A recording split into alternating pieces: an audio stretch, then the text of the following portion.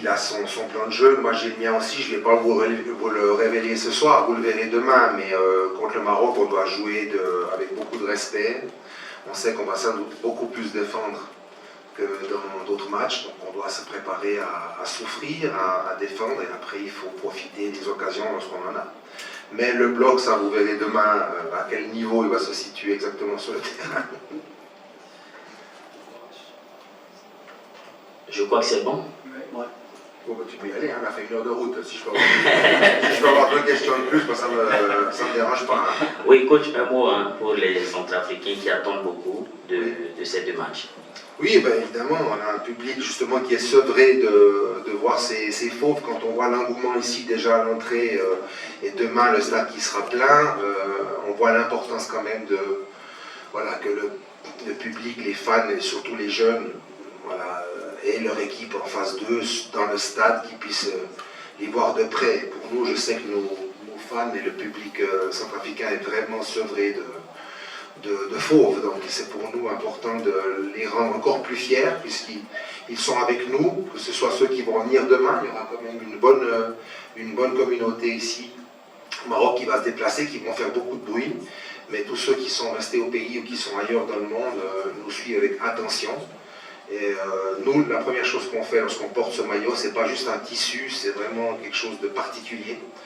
On doit rendre fiers les gens qui sont un peu partout dans le monde et qui vivent parfois dans des difficultés.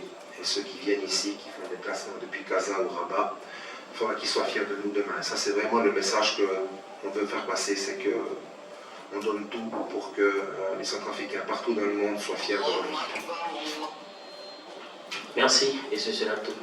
J'ai entraîné le CODEM, l'Ittihad Tanger, Shabab Mohamedia, le MC Oujda ici, donc je connais bien le Maroc. Je connais le Maroc aussi dans un foot qui était peut-être moins bien organisé ou à début des années 2000. Depuis, le Maroc a fait énormément de progrès dans ses infrastructures, sur l'organisation.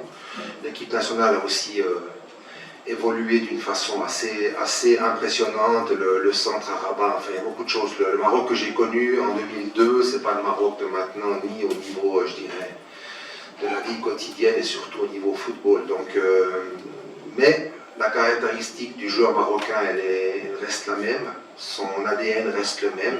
Il y a certes beaucoup de joueurs qui sont de la diaspora, donc des joueurs qui sont nés à l'extérieur et qui ont été formés ailleurs qu'au Maroc, mais tout ça, c'est des choses qui font que peut-être cette équipe est devenue très impressionnante parce qu'elle a su garder l'ADN marocain, mais elle a aussi su utiliser au mieux ce que, je dirais, les joueurs qui sont nés à l'extérieur, aux Pays-Bas ou en Belgique ou en France, peuvent apporter lorsqu'ils viennent. Donc ce mélange-là est intéressant. Nous, c'est ce qu'on essaye de faire aussi, avec peut-être moins de qualité, en tout cas en nombre, avec des joueurs locaux qui travaillent très bien et des joueurs qui sont de l'extérieur, qui aussi apportent leur expérience et leur mentalité.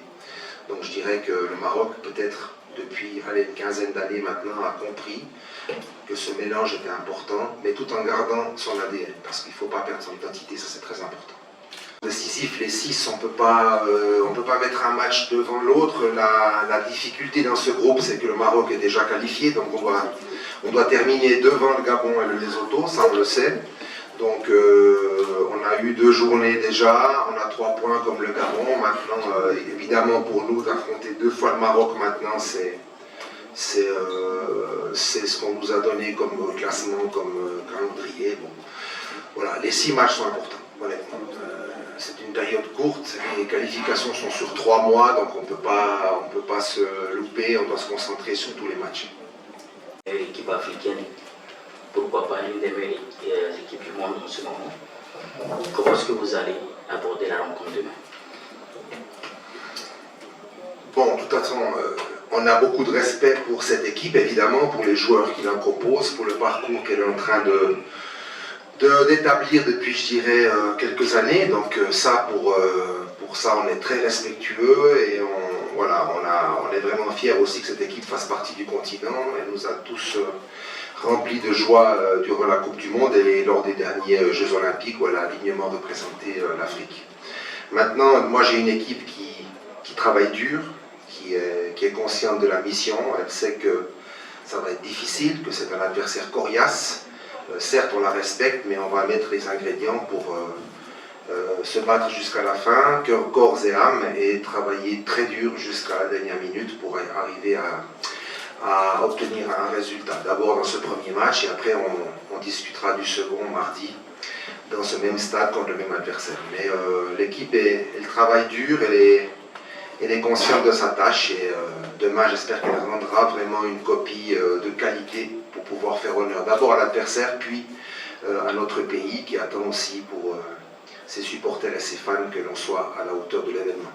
La dernière journée en Belgique, autrement non, le groupe est relativement au complet. Voilà, en tout cas pas de blessure lors de la semaine de préparation.